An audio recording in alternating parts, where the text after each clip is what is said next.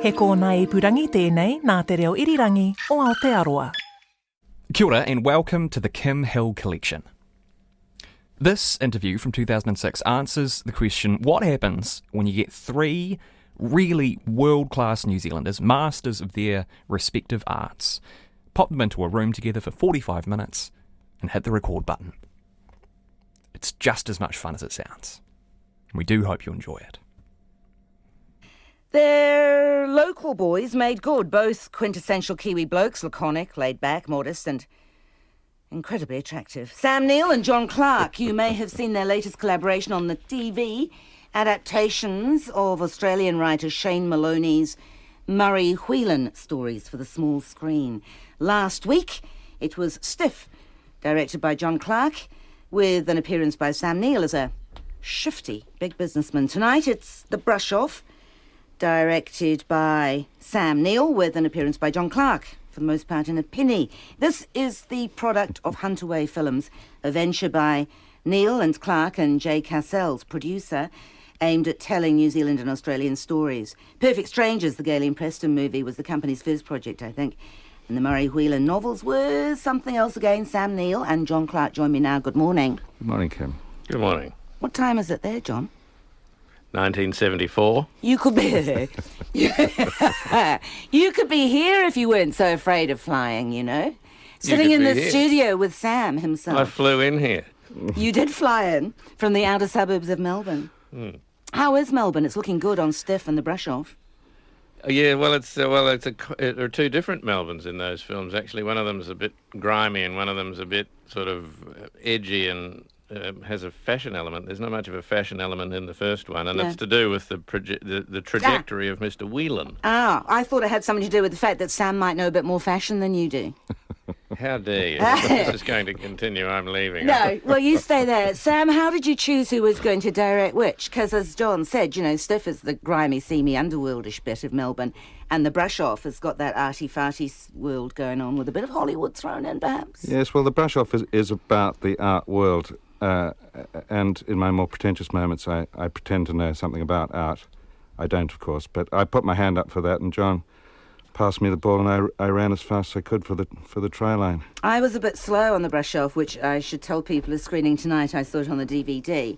I noticed one clever reference to Colin McCann with a bit of graffiti on the wall, and then I wondered what else I was missing. Are there lots of little clues? Yes, thank you for noticing that. Rats. That's not the only one then. No, it is absolutely riddled with references to other things. I'll have to watch it again. We'll talk more about the Shane Maloney novels in a minute. John Clarke, when did you first meet Sam Neill? I'll ask him the same question, of course, but what's your recall?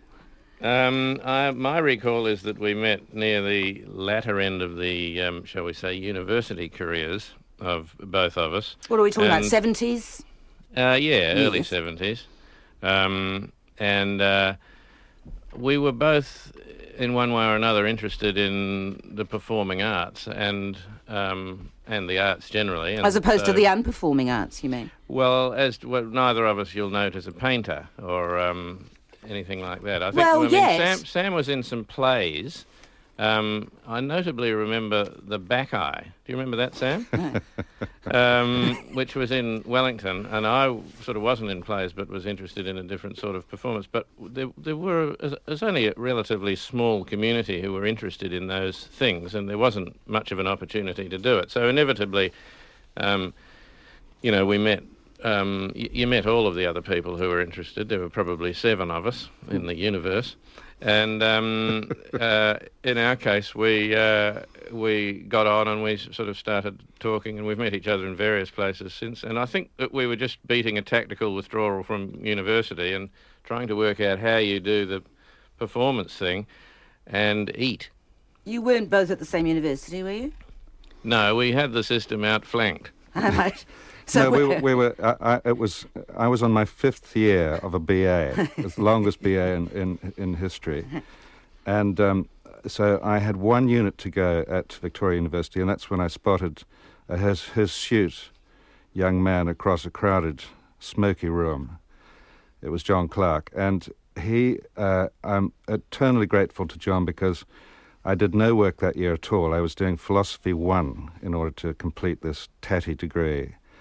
And, of course, I never went to lectures. And I went to do things like plays at Downstage and so on. So, come exam time, I realised I knew nothing about anything at all. And I was sweating and pale in the cafeteria one night, and John sat down beside me. He said, "What's the matter?" And I said, "I've got an exam tomorrow and I know nothing." He said, "No worries. Come to the library. I will give you 2 hours tuition in logic, and you'll be fine." And he did that and got me through. I scraped through with a C- or something, but a scrape through was better than nothing at all. So I owe my distinguished academic career very much to John. Good Lord. Do you remember that, John? Yeah, it's Sam's. I retired from teaching at that point. I thought 100% record wasn't bad. I'll go home now. So in 1973, you became impinged upon our conscience with Fred Dagg, of course. Mm. And do you remember that, Sam? I do indeed, of course. I think... The moment when John morphed into Fred Dagg. Well, there were early sort of incarnations of Dagg. I'm not sure if he was called John. John, was he called Fred Dagg at that point? No, but there were early versions right, of him in review at Downstage. Yeah, that's right. It was always sort of a floating possibility. It needed a name when it went on television because, of course, television is of the view that unless you have a name at the bottom of the screen, you aren't anything. So well, you that's probably true. Can't be listening to somebody without knowing, which office they fit in. When you mentioned the back eye, John, Sam chortled away and I let it pass, but now I want to know more about it. Well, Sam was in plays, and in the only plays? one, he was in dramatic acting. You see. I couldn't afford to be, because if I'm going to make a living out of waiting for somebody to ring me and ask me to play Hamlet, I'm going to get, I'm going to lose a fair bit of weight. So I was writing the things that I was performing. Sam wanted to be a more serious sort of performer, and it's a very difficult thing to do because you do have to wait for people to ask you to be in plays. And I remember when, for some reason or other, I remember you were in the back eye at one point, Sam, and I can't remember too many other plays that were on in Wellington at that time, but I do remember that, partly because I didn't know anything about Euripides, and I had to go, what is this, It was not the first, but certainly not the last of a series of indignities that I've had in my career, in which it's a play in which Pentheus is put into a series of compromising positions with a number of young women and so on, and by Dionysus, and ends up in drag.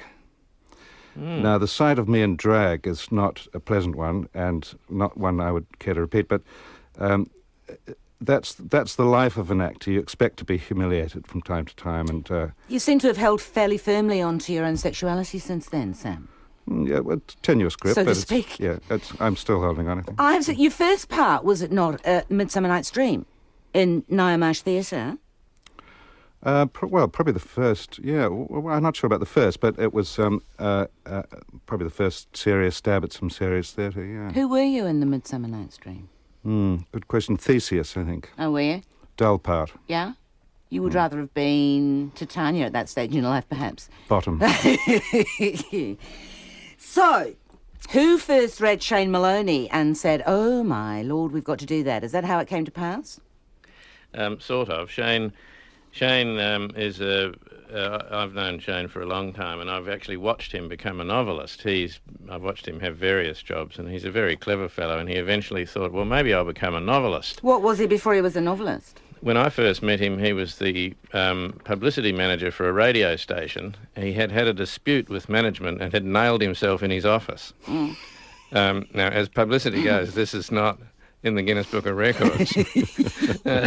So he was a very slight misfit in some of these more conventional roles. But he observed that there is, if you're going to write books or something, it's quite a good idea to work out what the form is. And he chose the detective novel.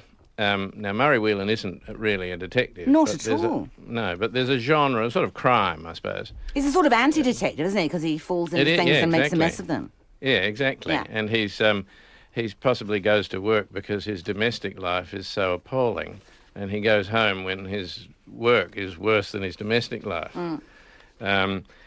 So he seeks relief. But anyway, Shane wrote the first couple of novels somewhat tentatively, and he's now an extremely successful novelist. And I've spoken to him a bit about the genre, the crime genre, or whatever we might call it, because it's used by a number of writers in various parts of the world. And it's quite an interesting genre in which the central character can be imagined in various different ways. There used to be these tough guy novels that were written by Dash Hammett and people in Chicago where, blokes were very, I came into the room, poured myself 2 fingers of rye and threw myself on the couch sort of stuff. The day wasn't good, Then there was a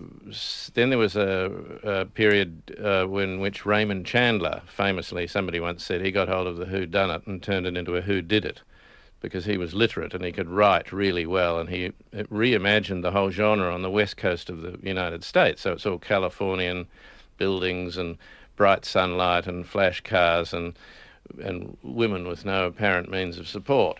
And Shane's variation on this, it could be argued, is this down-at-heel Labor Party middle-range apparatchik living in Melbourne. And I've watched those books emerge, and I've thought before, they'd make good television because they're character-intensive. And all that needs to happen really is that the intimacy between the reader and the writer needs to be turned into an intimacy between the lead character and the viewer. How do you do that? Must be the hardest part, because you haven't got that interior voice that you do when you're reading. That's a good question. But in fact, some people solve this by having a voiceover, and we toyed with that. We talked about that early. But you couldn't afford one, yeah? Well, it does. It means that it interrupts momentum a bit sometimes. And if we could do it without that, if we could do it as mainstream drama to look at, with the character variation, it was always going to be capable of moving faster, and it needs to move quite quickly. We don't want it to... It wasn't going to be... These weren't going to be a series. If they'd been a series, you might have left the voiceover in. Well, we'll talk about that in a moment. Why not series? Sam, a frustrated director? You've directed documentaries, of course, because you used to be with the National Film Unit. Is this the first fiction thing? Yes, first fiction, and I must say it was a very compelling thing to do. I absolutely loved it. I was exhausted at the end of it, but it was great fun. The producer, Jay Castle, says that you had such a good time you shouldn't have been paid. I was hardly paid. No. It was national. What was hard about it? Well, living and breathing this whole thing for, I don't know, 5 months or something. I hardly slept, and, my dreams were about Shane Maloney and John Clarke and David Wenham. And so when you're acting, you can go home and leave all the hard decisions to someone else. Is that what you're saying? Yeah, and you go off and do the crossword and gossip with grips and things like that. But when you're directing, every waking moment is devoted to what you're doing, and every decision has to go through you. I've got a whole new respect for directors now. I always respected directors, but I respect them immensely now. Is acting not hard for you? Look, it depends what you mean by hard. I mean, I think it's a very difficult thing to act well. But it's not exactly brain surgery, nor is it road mending. It's hard to work up a sweat. Do you see what I mean? I think that you're trying to be self-effacing without undermining the profession of actor simultaneously, which is a particularly hard thing to do. Tell me about the scene in The Brush-Off, which, as I've said, you directed, where Murray Whelan ends up diving into this inflatable woman. Yes, I think this is a first in Antipodean cinema. It's disgusting. That a man is blown out of a fuse box and explodes a 30-foot woman. And in the book, something of a milestone. In the book, he becomes Jonah inside the whale, doesn't he? You had to change that. He falls off a ladder into a whale and comes out its rear end. Yeah. Shane had to get him out of the way for half an hour for the purposes of his plot. So he put him into a basement which is full of floats from the Moomba Festival. We couldn't find floats from the Moomba Festival, nor did we have enough money to build a whale. So Chris, the designer, thought about inflatable things, and I thought it would be wonderful to explode an inflatable thing because you could then have the longest fart in the world. I find farts very funny. I'm not sure about you. And so that was all built around that. I wasn't agreeing with him then, John. I just want to make it clear. I was just trying to encourage him to continue with the story. It wasn't a commitment on my part to finding farts funny. No, So- I inferred that. Thank you. How could we explode? And I insisted that it'd be a 30-foot woman. We found one from a bra shop or something. It was happening. And they blow them up in the suburbs of Melbourne to advertise things, tyres and bras and stuff like Bras, that. perhaps. So we found a 30-foot woman. How to explode it? John had the idea of a short ladder because we need to get him into a fuse box. Chris thought we should explode him out of a fuse box. John had this wonderful idea of a ladder that's not quite high enough so that Murray could see out the window to call for help. So he puts he gets himself on the top of the fuse box, lifts the ladder up in a Buster Keaton-esque manner. The ladder implodes into the fuse box, and thereby he explodes out of there and explodes with a 30-foot woman. Yeah. I'm very proud of this Yeah. sequence. How many It's takes did entirely you... puerile. How many takes did you do?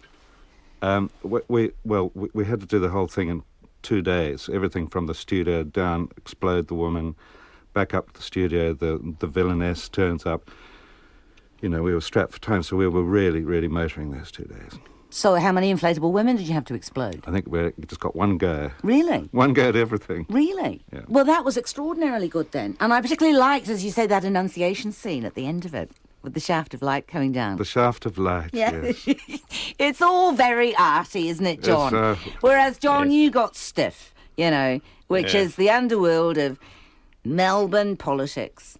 Yes, And poor Murray, in the shape of David Wenham, is he married? And what's his phone number?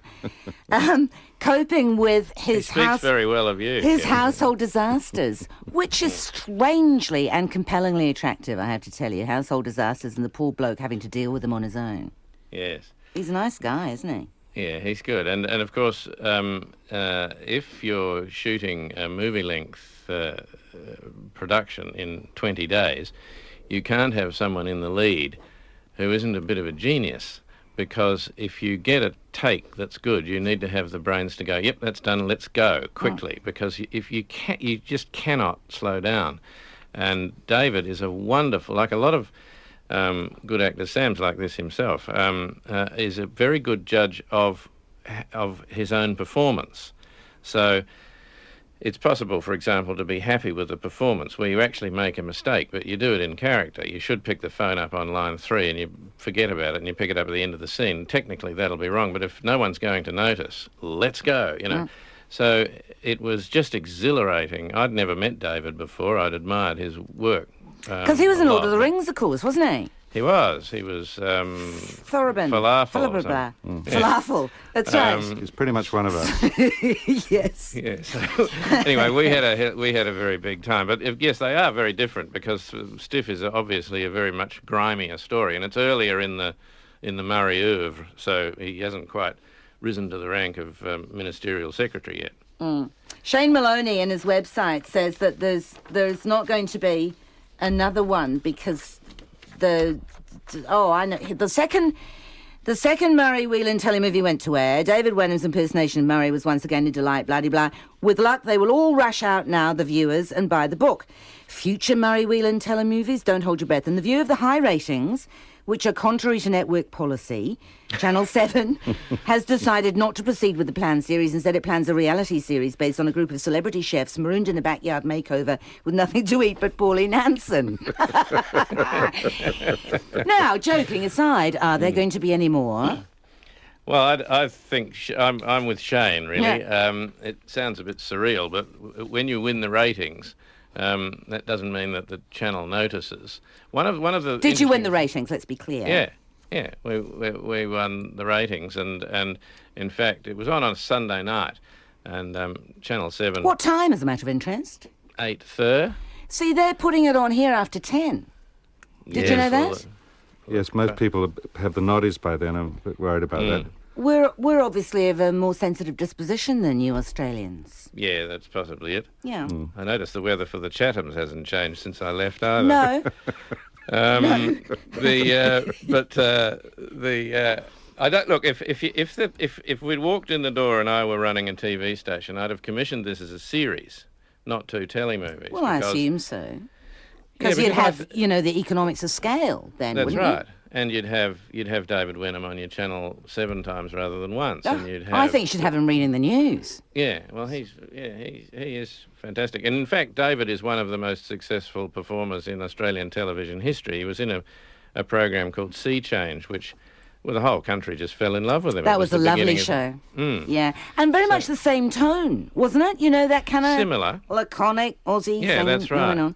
Well, of course, one of the things that happened when we did this show was that Channel 7, which is a mainstream commercial station, won the ratings with it, but not because their own audience watched it. David's audience went to Channel 7 to watch it. And so Channel 7 almost miffed that I can't do this the rest of the time. This is not their core business. Because all these losers and outsiders have been tuning in. Yeah, the ratings went up. What's going on?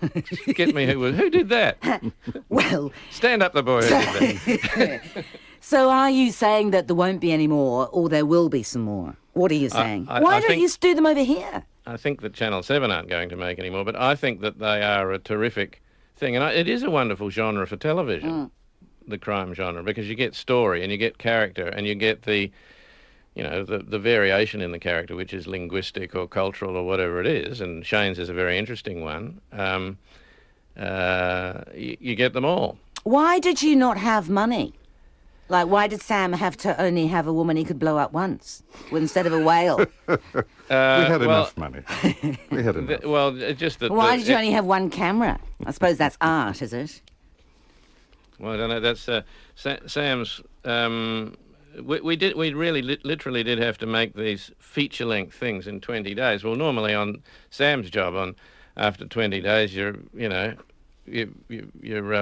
working out the decor in your caravan. Yeah, exactly. And what you want in your fridge. Yeah. And your Winnebago. That's right. So why did you only have one camera? There's a long silence here. Does nobody know the answer to this question? Well, no, I think we... occasionally... We have ways of finding out, you know. Occasionally we did have 2 cameras, but I think Sam's right on that big shoot. It's... if you light it... I might say the guy who designed this, Chris Kennedy, won every award that wasn't nailed down, and rightly so. He's a fantastic designer. But one of the things that happens when you design something like that and light it is that if it's lit from a particular position, that's really where you better shoot it from. If you shoot it, if you've got a camera running from the other side, the lighting mightn't work. And sometimes... So I don't know quite how they figured it out. I don't understand film grammar, really. That's why I hang around with Sam. Sometimes it's actually better to shoot things fast. And some of these big films you see in the movies, the reason they're so dull is because they've taken 150 days to shoot the damn things. You know, people are just bored out of their minds. Yeah. But 20 days, you're running. So you have the advantages of theatre in some peculiar way when you're doing it fast, do you, Sam? No, I think you're just running on adrenaline, and that's very, very kind of energizing. Whose genius was it that cast Angelo Agnelli? I'm afraid that's the John Clarke genius. That was genius, John. Well, I'd done a film with Mick Malloy called Crackerjack, and Mick very often plays himself, a somewhat blousy man of uncertain years, and but he's a good actor. You know, you can't be a good comic performer in a lot of these areas without actually being fundamentally a pretty good actor. So I thought, well, that might appeal, and he as he says himself, looks a bit like a Lebanese grocer, and he was quite happy to do this. And we put him in a suit. We made him shave his beard off. His mother actually rang me and said, "How did you do that?" So we cleaned him up something tragic. So to make him into the Minister of Arts and Water. But he's still got that slight rough diamond swagger, which he's pretty good at. So, no, that was rather... We were a bit lucky. That could have it could have been a bigger risk than it was. But Mick's very, very, very smart, and he grabbed it with both hands, I have to say. He was great. There's actually a scene in Stiff between David and Sam and Mick, which is one of the neatest things I've ever seen. Yes. They're all absolutely deadly. It's like that's why I asked you about the only one camera, which you've been a bit evasive about, because on the extra DVD thingy, you know, the bits that you find out, you anatomise that scene and show us how it's done using only one camera. Yes, we do, don't we? Yeah. Well, and it's very clever. Yeah. Well, one of the reasons I did that with that particular scene is that when we were shooting it, the three actors all are so good at knowing, you know, what their strengths are and how best to do this, that it was really pretty delicious to watch them do it. There's no point in saying, you know, can we do that again slightly faster or something, because these are people who know what they're doing. And the reason I was slow about the camera is I can't remember, I wasn't there the day Sam shot the exploding thing, so I can't remember how that was. But we had two cameras one night on Stiff when we had to drop a car in a river. And we were only going to do it once, so we had two cameras running that night. And in fact, I let the cameras roll while they pull. By law, when you drop a car in a river, you have to pull it out again. So we went, and the nice policeman came down and showed us where the river was and explained what up meant and stuff like that. And we then got this car back out of the river, still with its headlights on and still, you know, looking like a little noddy car. Yes. Its heart was still in it. Anyway, when they got it out, they found 7 others down there. Really? So we were there for some time. And the police said, well, while we've got the crane here, can we... Because these other cars, you know, I wanted for questioning over a range of issues involving the import-export trade. Oh, Lord. I hope you didn't find anybody in any of them. No, that's right. I had my heart in my mouth for a minute, but no. I need to know, what better thing did you have to do, John, than to watch David Wenham being ejaculated into an inflatable woman? Yes, no, well, as I say, I wasn't there that day. I know. Why weren't you there? How could you not have been there? I would have sold tickets. Oh, no, I was doing something else. I know that. I work for a living. This business of hurling Hollywood lead actors into inflatable women is some private matter of Sam's. Yeah, I can see a lot of stuff's being worked out here in a Viennese sense, as you might say, John. That's right, yeah. Yes. Huh. Yes, please don't read anything Freudian into any of this at all. We already have. It's too late. All right. If Channel 7 is out of it, who is going to make them or screen them, or when's the next one? What's happening with you? Well, my view of the television culture in Australia is that the natural home for these would be the ABC. But the ABC has had, in real terms, some pretty severe budgetary restrictions put on it. And what we needed to do when we shot these films, and one of the reasons that they're very short shooting schedules, is that we could only get David for a certain period. And because we could only get David for that period, we were shooting 2 of them in a relatively short period, and that meant that whoever paid for them needed to basically pay for 2 in one short period, and the ABC, having committed most of its drama budget for that year, wasn't in a position to do them both in the same financial year. So they wanted to do it, but they physically couldn't engineer it. So sadly, you know, if they'd been there, they might have had... That's the audience that went and watched them on Channel 7. I mean, the lights went out at the ABC the night they went to air. Nobody home. No appearance, Your Worship. So, Sam, would you like to carry on directing? I mean, is this, you know, a plan for the future? I'd certainly like to do another Murray Whelan. And I must say, I really enjoyed so many aspects of this, not the least of them being working with a lot of old friends and you know, getting to direct John in a rather strict and Eastern European kind of way. That was a pleasure in itself. But Can one direct on? Yes, very, very much so. He's very, very open and amenable to. He'll do anything. But I called in a lot of favours from lots of old friends. So you know, Bruce Spencer's in it, and he's another New Zealander actually. And there's all sorts of people here that I've known for many, many years, and I love working with actors. It was really good fun. Well, that's the way you describe it in that self-effacing way that you've mastered is that people went to work with John because John is like a magnet, and people went to work with you because you called in favours. In other words, he had the charm and you had the blackmail and the bribery. That's it, yeah. Is that how it seemed to you, Yeah, John? I think so. Yeah? No, I think that's a little disingenuous. I think your psychological reading of this is very accurate. Yes. I think a lot of people...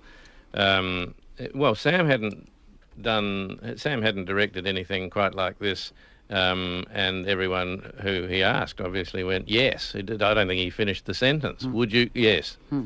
So I don't think there was too much of it. And they said, well, who wrote it? And he said, John Clarke. And I said, well, look, we'll do it anyway, Sam. We'll do it for you. I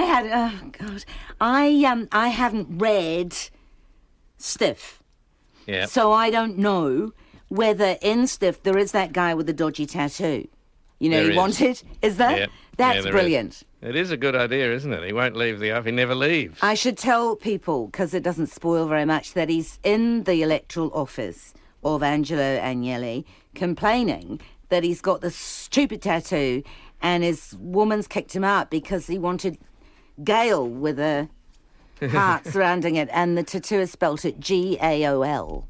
Yeah. So he spends the entire programme in the office answering the phones. Yeah. And he is a stunning piece of acting.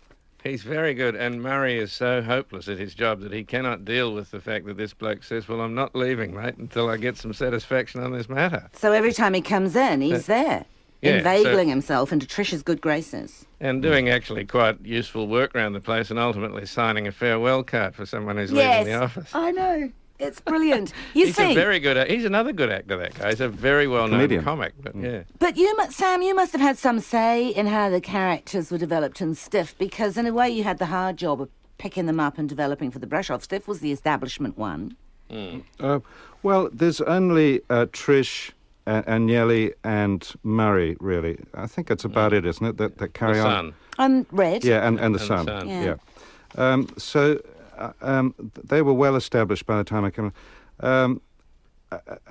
Now He's good too, Red, isn't he? Cute. He's very good. Yeah. really good. He's a very good. But Deborah, we'd worked with before, so we knew exactly what she was going to do. She Yeah, plays, the backbone of the office. Yeah. That's right, Deborah Kennedy. Yeah. Sam and I did a film just shortly after the war called Death in Brunswick. Yes. And she was in that. So when Sam and I did speak, and we did speak before casting the first one, in terms of the characters and things, and we both agreed that we should get her to do that role. And similarly, the designer was the same designer on Death in Brunswick. The one, the cinematographer who shot the brush off shot Death in Brunswick, and so on. So we went in there with some certainties. Did you never argue about anything? I mean, you all, terribly decent and polite and modest and all the rest of it, but did you never argue about anything? We had a difference of opinion about the moustache on Agnelli. So you notice in one right. film there is no moustache, and the other one there is a moustache. That was a bitter disagreement. So is Yes, that the that way was. you compromised? Yeah, we refused to agree on it, and so in We one he's got focused our one. dislike for one another on the moustache. I remember where the moustache is. Has he got a moustache in the brush off? Yes, he has. All right. Yeah. So obviously, Sam, you wanted the moustache. I like the moustache. And why didn't you like the moustache, John? We need to get to the bottom Well, of this. I was with his mother was behind me, and she was saying, "Make him take it off. Make him. It's bad for the character. His character wouldn't do that. His character wouldn't grow a moustache, John." said, I think in "Well, hindsight John was right, but don't tell him that. No, I won't. No, tell I you. just wanted to have Mick look as different as possible from the way that he'd been seen before, and I also thought that it was ministerial. And Sam's judgment was reasonable in a completely different context, because a lot of the other people in his film were rather fashionable. Hardly anyone in my film had shaved. So the contexts were completely different, and that's a legitimate difference. It wasn't really a kind of I think you're wrong. No, I think there were different considerations. What about Murray himself? Was he Shane? Was he happy with the way you both adapted his books? Well, he pretends to be. He was very nice about it. He didn't hit either of us. No. I think I think it's also, if you're a writer... He looks like Barry Humphries, doesn't he? Yeah, Shane, yes. Yeah. Yeah, he's... That's very and odd. Shane's a very... Shane's a pretty savvy kind of bloke, and I think that... the books go pretty well. The books are big in Europe. They sell in the States. That's the other thing about this genre. It's just international. Also, he makes an appearance in The Brush Off. I put him in there as a sort of... Oh, that's right. As a flunky. And I really, missed that. Where is all he? authors want to be movie stars. Hitchcockian. Yeah, and if you put them in your movie, they're happy. You can do whatever you like. Where is he? He's this in the flunky? sequences where he's in the sequences where the painting is revealed at the art gallery. And there's a lot of polite sort of clapping and... Yeah, he's Agnelli's offsider, I think. Okay. He will like that. He might get a taste for thespianism. Is that the first one he's done? Yes, it I'm is, sure he and wants to do more. I'm sure, yeah, try and keep him out. It's one of the reasons we're not making any more. Yeah. How, did you manage to get any product placement, Sam? You know, 2 paddocks being quaffed? Oh, God, I'm shameless, but not that shameless. Oh. I thought that was the foolish thing. You could have done yourself some good there. I should have, yeah. All those arty types, quaffing wine and opening. No, my conscience got the better of me on that respect. So are there any in-jokes that we need, any more in-jokes that we need to look out for tonight in The Brush Off? Can you think of any, John? There's certainly when Agnelli meets an Asian woman, he says, "And where are you from?" in this greasy way, and she says, "I'm from Melbourne," and that comes actually from. It's a question that's asked many times of my family. Yes. Yes. Where are you from? I'm from New Zealand. Yeah, that's right. That's right. That was a very good line, actually, and it was done well because it's kind of off screen and you could hear it disappearing into the background. It's cool. I have a friend who has a Chinese background, and I was with him one day, and somebody said, "Where are you from?" And he said, "I'm from Melbourne." And somebody said, "Yeah, but before that, where were you from?" Sydney. And he said, "Sydney." And I said, "Oh no, what I mean is like, well, your grandparents, where were they from?" He said, "Adelaide." Yeah, and that's the sense you get of Melbourne in both of them, actually. Yeah. More so in Stiff, that it's a hugely multicultural melting pot, everybody rubbing along. Yeah. And of course we are too. And I think we should make mention of a couple of films that I saw this week. Yeah, I know you want to do this. Yeah, number 2, beautiful film, and Sione's Wedding, I cannot tell you how relieved I am about these films and how happy I was to see them. Relieved. Well, 10 years ago, I coined the phrase, it's become a bit of a cliche now, actually, it's cinema of unease. And it occurred to me this morning, and I was thinking of... Damn you! I was thinking of these 2 films, and I thought, this is cinema at ease. And I think what these films do, and I strongly recommend that every New Zealander should see both these films, they're fabulous, is that they are, films are good barometers of a cultural... of a cultural climate. And it occurred to me that these films are about a country that's so much more at ease with itself, that's so much more comfortable with itself. So I'm very, very encouraged and excited by this. Sam Neill and John Clarke are with me talking about their collaboration on the Shane Maloney novels. We played that because Sam was raving about number 2 in that modest and self-effacing fashion he has. And John, you now have an opportunity to be modest and self-effacing and rave about something that has nothing to do with you. Think about it. Time's up. What would that be? Something that's got nothing to do with me? Yeah. Well, I was just thinking, listening to that music, that I remember fondly Front Lawn, which I think Don and Harry Sinclair and Jennifer Ward-Lale and other people, I remember seeing them years ago. They were absolutely fantastic. They were a blast, weren't they? Nobody had ever done anything like that before. Yeah, that's right. I have an email here, actually, John, telling me that you were hiding your dramatic acting pedigree. And in 1973, while Sam was cavorting in the Midsummer Night's Dream, presumably, in the Nyamarsh Theatre in Christchurch, you were in the bed-sitting room, you were in As You Like It, and you were in The Dragon by Yevgeny Schwartz, in which you played the title role. The Dragon, presumably. Posh. Yeah. Well, anything Sam says about the indignities suffered at the hands of Euripides, his one and up one, I think. I was in a few I was in a few plays at that point. The Dragon, I think, I did play a bigger part, but I think in the other ones I played relatively small parts. But I was never kind of really going down that road. I don't know why I did those things, probably because somebody asked me. Somebody tell me you were working on a musical now. I am working on a stage musical, I might say, with some adults who know what they're doing. But it's good fun. It's an adaptation of a very famous Australian children's book called Snugglepot and Cuddle Pie. Oh, right. And it's a very general sort of musical, like The Lion King or something, where you need to have a 5-year-old laughing at one sort of joke and his parents giggling at something else and the grandfather getting something that only people who are in the 2NZEF know about. Have you done a musical before? Not intentionally. No. You got a part for Sam?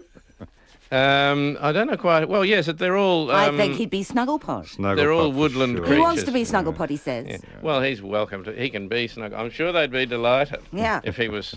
if that gets out, we'll get the money for the job. Yeah. I think there's got to be... it's good fun, very good fun. Sam, have you ever written a book? No. Well, you've got to take that up. If John can do musicals, you can do book. Oh, John can do anything pretty much. I'm a one-note player. Well, apparently not. Quite right, One and Kim. a half. No, you think... he's got his stuff under a bushel, do you think, John? Yeah, and I think Sam can do anything he wants. In fact, Sam has done, all sorts of things. I've watched Sam's career with a great deal of pride and admiration, really. In fact, when we did Death in Brunswick, I hadn't really done a proper big kind of adult film before, and Sam had been doing them for ages, and I didn't realise how much he'd learnt until we were doing that thing together, and we'd be rehearsing and things, and he'd stop in the middle of a scene, and I'd think he'd forgotten his line, so I'd point to where we were in the script, and he said, no, they can't shoot past that point without shifting those lights to over there and moving the camera back around here. And I was, what on earth is he talking about? Surely our job is to amuse the crew. So I'd be going, and he'd very often say to me just before we did a take, do what you did in take one. Stop playing with it, leave it alone. Because by take 4, I was doing it on a pogo stick with a Pakistani accent because the crew had stopped giggling. I'm pathetic. I'm so glad you're both having fun. I was just reading some of the stuff about the books and about Shane Maloney, and it's almost impossible to know whether you guys, and as part of the Australian laconic humour, I imagine, it's impossible to know which is serious and which isn't. Like, The Brush Off, it's claimed, won the Ned Kelly Prize for crime fiction. It did. You can't tell whether the Ned Kelly Prize for crime fiction. There is a Ned Kelly Prize for... That's tragic. Like, that's the, Holt swimming pool thing, It is, it? the Harold Holt Memorial Swimming Pool. And also... Of fond memory. It tells me Maloney is also the co-author of The Happy Phrase, Everyday Conversation Made Easily, a self-help book for people wanting to enhance their unintelligibility. Yeah, that's true too. It is quite true. Is it really? Mm. He's a talented chap, isn't he? He's a very smart boy, Shane. Is he still writing? Yeah, he's still writing. No, but is he still writing, I was going to call them David Wenham books, Murray Whelan books? Yeah, he is writing David Wenham books. He's got himself... He goes away and, borrows a beach house or something, and he goes away to, somewhere, and he writes one. And he's got kind of 3 or 4 plot lines, and he's got them in his head. He finds the writing rather boring. He needs to go away to do it, or he's distracted. Mm. But, he's still writing, and he's getting better and better. Good. And why don't you both make a proper feature big screen film of it, Sam? You better ask John that, because he's the ideas man. You're just the gopher. Yeah, I'm the man who catches the ball and goes for a run. Well, we'd like to. Put it that way. Mm. Yeah, no, it's a terrifically...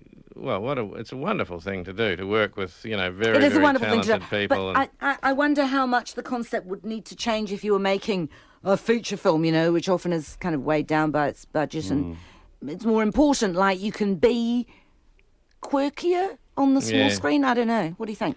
Well, looking at those 2 films, and getting back to them again, number 2 and Sione's Wedding, which are unpretentious, incredibly relaxed, very charming, but they're feature films, and I really take my hat off to these guys that they haven't burdened themselves with that terrible kind of thing. I'm going to make a big, significant film. They've just made what comes naturally, and they're just fabulous. Right. So there's a different kind of tone with feature films these days, maybe. It can be. You Yeah. know, I mean, you'll see a film that you think, oh my God, these people have really got the idea that they're making something significant, and it's cursed from the beginning. So, Sam, for yourself, apart from performing as Snugglepot in John Clarke's new musical, what are you That's my doing? new ambition. Well, I just finished a film in Belgium because our little film company doesn't actually employ us, sadly. Hunt away. Yeah, so we go away and do other things in order to bring in... Yeah, in order to make a living. Yes. So I've been away making a living in Belgium with a very interesting director called Francois Ozon, and I finished that about a week ago. I've been back picking my grapes, where I have to say Central Otago is enjoying a year like no other. And I was about to go to Hungary to do a sort of blood and mud film, First World War,